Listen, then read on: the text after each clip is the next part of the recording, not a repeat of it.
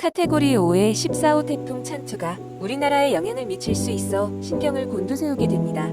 미해군 합동예보센터에서는 어제 슈퍼 태풍이라는 이름에 슈퍼라는 붙었던 슈퍼 이름을 떼고 TY19W로 지금 초속 62m 속도로 대만을 지나가는 강력한 태풍입니다. 13호 태풍 곤선은 베트남을 향해 가고 있는 가운데 96W 열대요란이 형성되었습니다. 14호 태풍 찬투는 크기에서 13호 곤선보다 작지만 훨씬 강력합니다. 중심 기압 940헥토파스칼, 중심 초속 62m에 달하는 초강력 태풍입니다. 대만, 일본 한국기상청의 예보를 보면 15일에 한반도를 향하는 모습을 취하고 있습니다. 예보원이 중국과 한국, 일본까지 있습니다. 태풍 찬투는 30도를 넘는 고수온 해역을 지나며 대만의 133개의 3000m 높이 산을 지나면서 약화되어 중국 상하이 부근에 상륙하여 머무는 것이 보입니다. 한국기상청은 이후 진로는 유동적이지만 제주도 남쪽 해상을 거쳐 일본으로 향하거나 제주도 부근과 대한해협을 통과할 가능성도 있다고 예상합니다. 태풍이 중국 상하이에 상륙한 뒤에 우리나라 주변 찬 공기와 태풍이 몰고 온 뜨거운 공기가 만나면서 집중호우가 쏟아질 것으로 우려됩니다. 비록 태풍이 일본으로 간다고 해도 우리나라에 영향을 미치는 이유는 슈퍼태풍이었던 찬투는 많은 수증기를 흡수한 상태에서 남북의 온도 격차가 큰 지점에서 만나기 때문에 호우 가능성이 크다는 겁니다.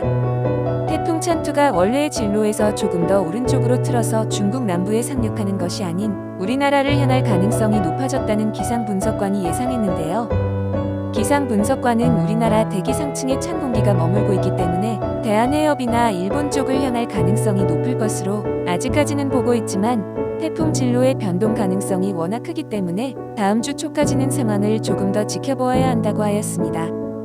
일본 기상청에서는 12일 대만을 관통할 때 940헥토파스칼, 순간 최대 풍속은 무려 70m가 되어 피해가 우려됩니다.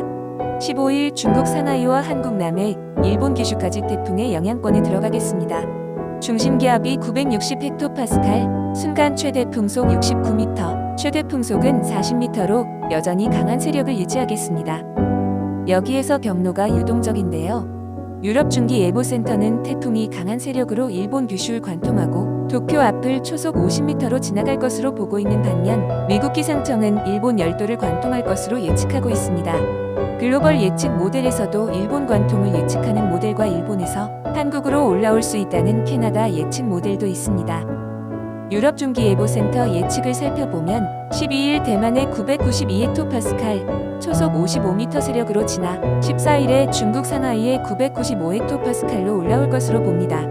제자리를 맴돌다가 17일 규슈에 상륙할 때 962헥토파스칼, 최대 순간 풍속은 50m로 피해가 우려됩니다. 18일 도쿄의 초속 50m로 여전히 강한 세력으로 지나갈 것으로 예측하고 있습니다. 미국 기상청도 유럽 중기예보센터 예고와 비슷한데요.